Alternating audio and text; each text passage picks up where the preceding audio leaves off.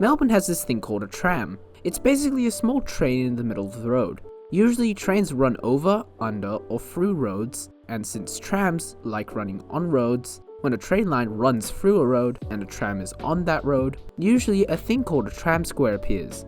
Currently in Melbourne, there are only 2 operational tram squares left. However, historically, there were far more. In this video, I'll go through how a tram square works, with both electric and cable trams, as well as talking about history of the open and some closed examples, and finally talking about how I would remove the remaining few.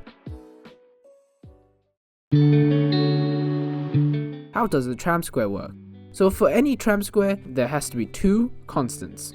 A tram line and a train line intersecting, and they can be at any angle.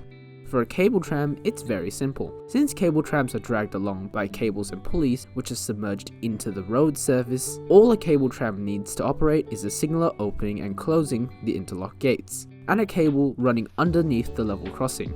However, construction of cable trams was in the 1880s by entirely private companies. Trams would be directly competing with the government-owned Victorian railways, so the VR was adamant that cable trams were not to contact the rail lines. In other words, they were trams-phobic, so only a few opened, with the most notable being the Clifton Hill Tram Square, which I'll talk about in a little more detail later.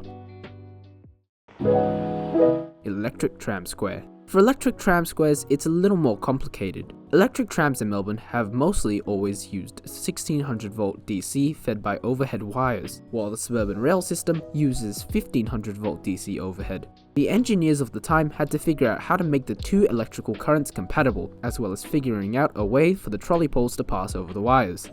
Now, making the wires pass over each other was the simple part, with both trolley poles and pantographs. The tricky part is to switch the electric current running through the wires to either 600 or 1500 volt. The way this was achieved is that a square of wire around the tram square is able to be isolated and able to be swapped from one current to another. When the boom gates are up and the trams are allowed through, the current for the entire square is set to 1600 volt DC. When a train needs to pass through, the current is changed to 1500 volt. The current is then swapped back to 1600 volt after the train has vacated the level crossing. The way the power is swapped is through a switch. No, it's not that simple. That switch is tied to the position of the level crossing, and the position is determined through a lever inside the signal box, which is usually featured next to the crossing.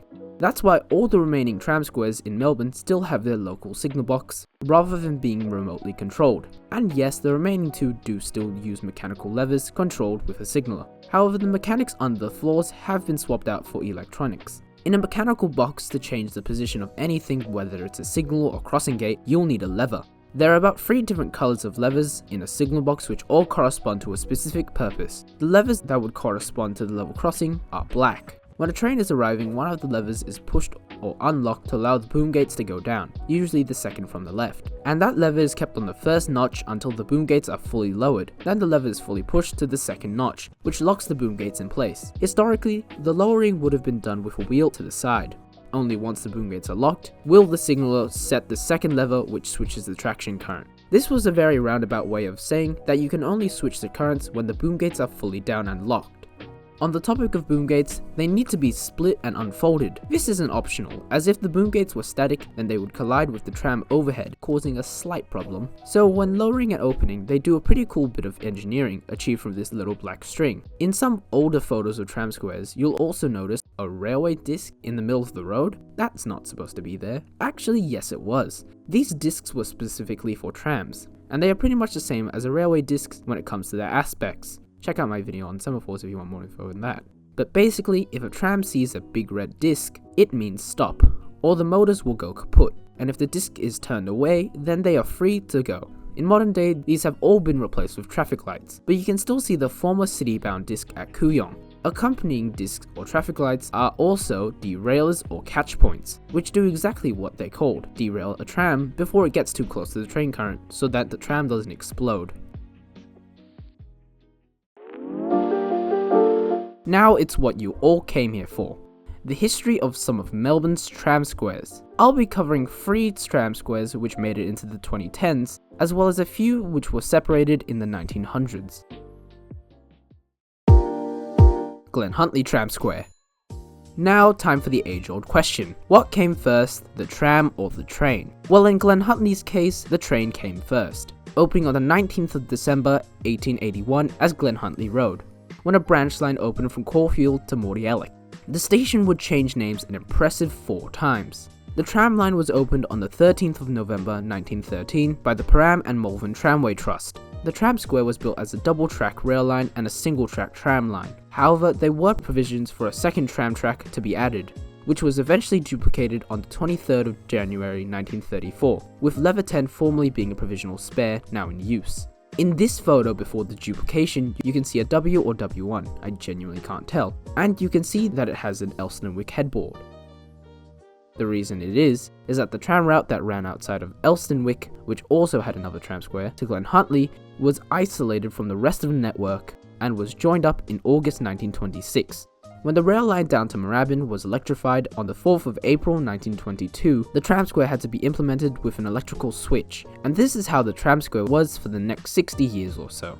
With the exception of the surroundings changing, the station retained its rather nice weatherboard station building, and the tram square also didn't change much until the 80s. Under the Transport Minister Steve Krabs in 1984, at a cost of $10 million, the line from Caulfield to Moorabbin was to be triplicated, which meant the Glen Huntly tram square was going to get an upgrade. The triplication would require the removal of the rather nice weatherboard building and the fattening of the western platform to create an island. It was replaced with this very 80s brick building, and the third track was added to the tram square. The new building didn't have a signal box, so this shack thing was built in between the new third line and the old double track. In 1986, the station's fabled tram discs were replaced with standard lights, and the new station officially opened on the 1st of July 1987. Now, this was the only triple track tram square in Melbourne. However, there was another in Victoria. 3 gold stars if you know where the other one was. By the 2020s, the tram square was getting very worn, and cracks were forming all around the rails, caused by decades of wheels banging again and again when they ran over the flange spaces. So a full rebuild of the station was done, mainly to remove the level crossing. On the 31st of March 2023, the station was closed after 142 years, with the new station to be an impressive trench station on the other side of the road, which is, in my opinion, one of the better trench stations.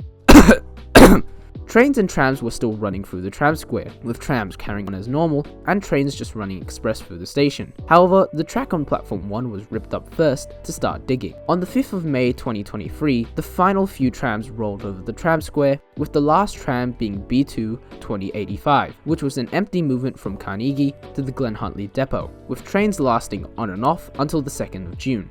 The station and tram line was officially reopened on the 31st of July that same year, with a better interchange with trains and trams, as well as a far better brick building.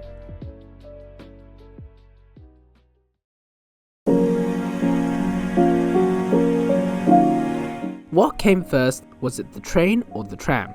Again, it was the railways. Kooyong opened on the 24th of March 1890, with the station opening as North Malvern, but being renamed to Kooyong not after opening to avoid confusion with North Melbourne. We could really do that with some of the Richmonds or Footscrays. The tramway along Glen Ferry Road was also opened by the Tram and Malvern Tramway Trust as part of their extension from High Street to Cotham Road on the 30th of May 1913. The station was provided with a signal box, interlocking gates, a tramway crossing, and tramway discs. The tram line was built electrified, however the rail line was not. The rail line was electrified to Darling on the 17th of December 1922. The rail line through the tram square was built as single track, with space for an extra track provided. However, the tramway had always been double track, so to increase the capacity of the rail line, just before Kooyong to Gardner was duplicated in 1955, which also duplicated the tram square and required the demolition of Platform 1, as well as another weatherboard building. The platform was moved back to provide the necessary space for the extra track, as well as a Platform 2 being built. However, the original signal box was kept. That's why it doesn't really fit in with the station today.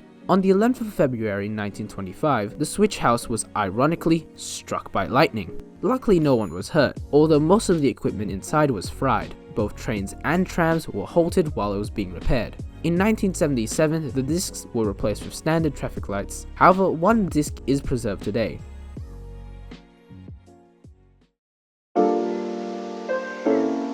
Gardner Tram Square. What came first, was it the train or the tram? At this point I should stop asking, because it was the rail line again. Gardner railway station opened on the 24th of March 1890. It's the same day as Kooyong, because they are along the same rail line, which opened to link East Malvern and Burnley. The tram arrived at Burke Road on the 6th of December 1917 by again the Malvern and Param Tramway Trust, as part of their Gardner extension to Camberwell Station. There are a lot of parallels between the two tram squares at Gardner and Kooyong. They both had similar weatherboard buildings, they were both electrified in 1922, they both had provisions for a second track, and they were duplicated in 1955.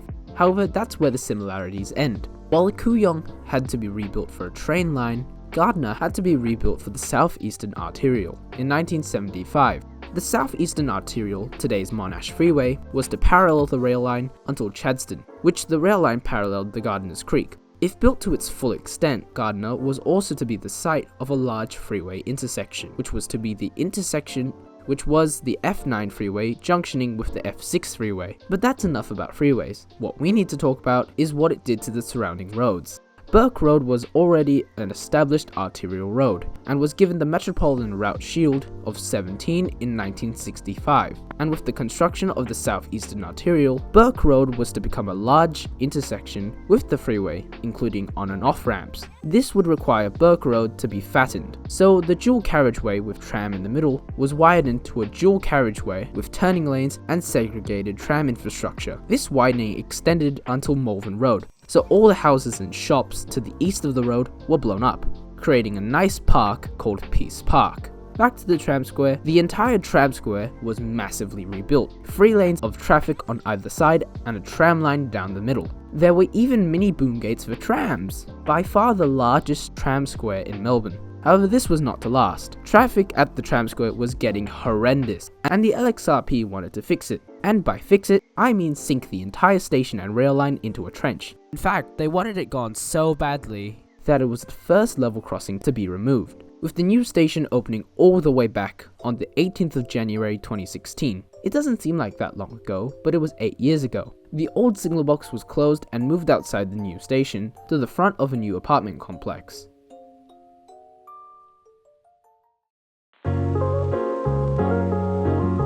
Clifton Hill Tram Square.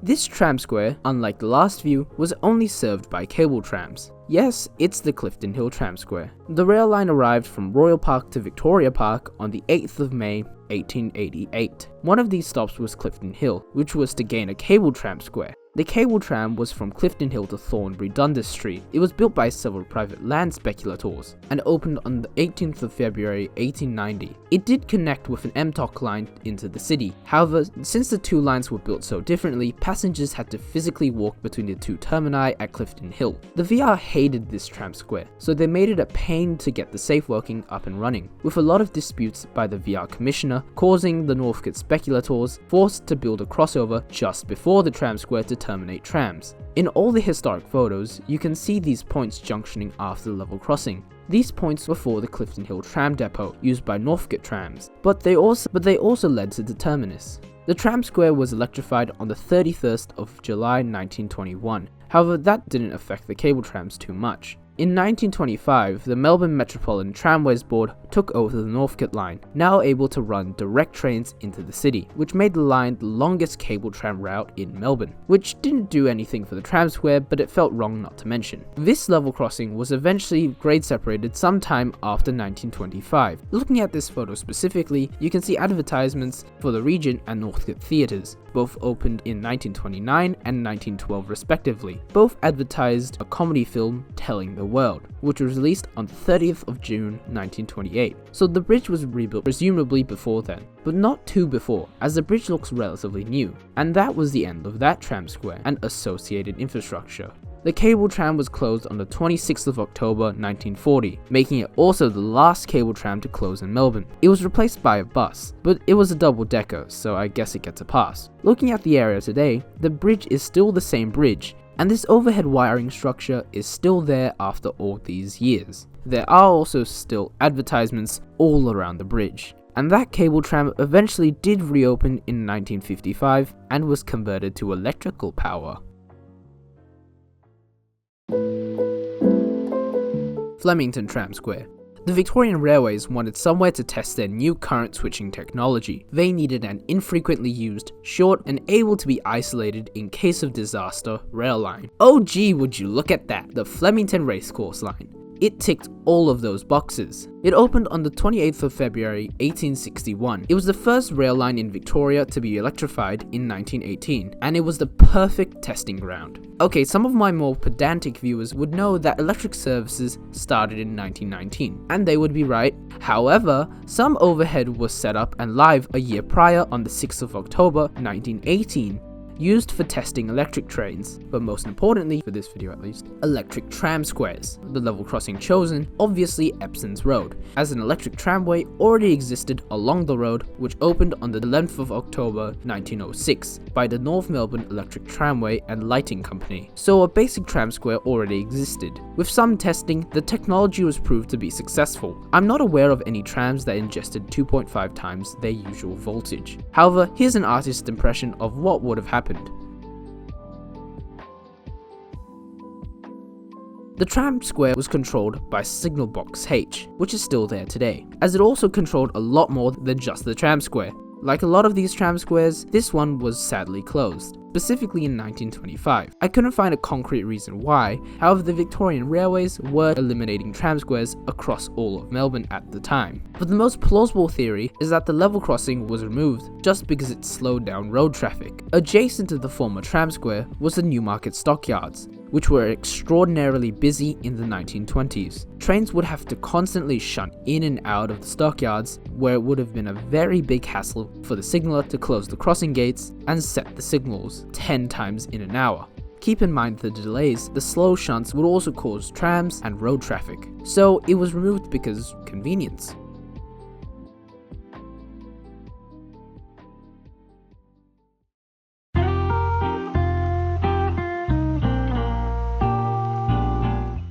Honourable mentions. Here are some tram squares which didn't quite make it into the video.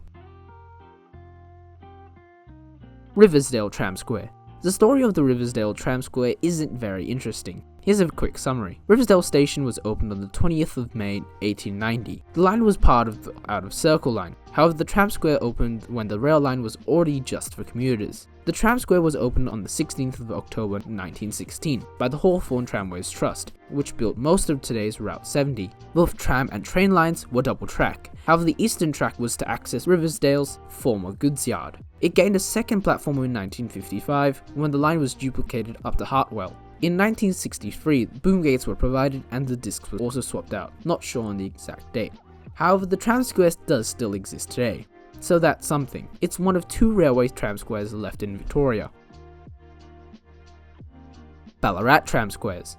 There were 3 Ballarat Tram Squares, with the most notable located right outside Ballarat on Lydiard Street North. As the rail line was unelectrified, the signaller didn't have to worry about switching the power. The State Electricity Commission of Victoria had even less to worry, as there were no catch points or discs, so it was common practice to just run as closely as possible to the interlocking gates. There were other crossings, however those were when horse tramways existed in Ballarat.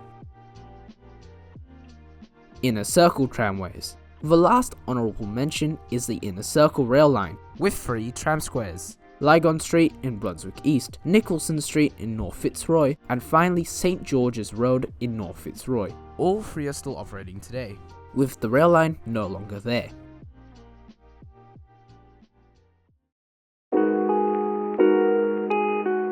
What's the future? The future for Melbourne tram squares is a grim one. The remaining 2 won't have long, as the state government is avidly trying to assassinate all level crossings in Melbourne. So before the government releases plans, here's how I would remove the remaining 2. Now, I'm no expert, but given the available space and terrain, Skyrail is the best for Kooyong. Skyrail is just better, and digging a trench next to a hill doesn't seem like the best idea. And they did do Skyrail over on Toorak Road down the line, so there is a precedent. Riversdale is a tricky one. The cutting after it is narrow and curved. Due to the terrain and the minimal space, you can't do what they did at Buckley Street, Essendon. So unfortunately, I think the only solution here is a trench. The trench would start before Brinsley Road. At a gradient of 140, we should get to a depth of 6.25 meters, which should be enough for a bridge over Prospect Hill Road and some new platforms. The platforms would be moved back about 150 meters. This is to create more distance between Willesden and Riversdale. Now the distance between the level crossing and Willesden is only about 200 meters, so the trench would still be too long if it wasn't for our old friend terrain. As our trench climbs up, the land descends, which means we should be able to dig a trench which just makes it to the surface. If it isn't possible, then just move Willesden down the line a bit to Frog Hollow Reserve.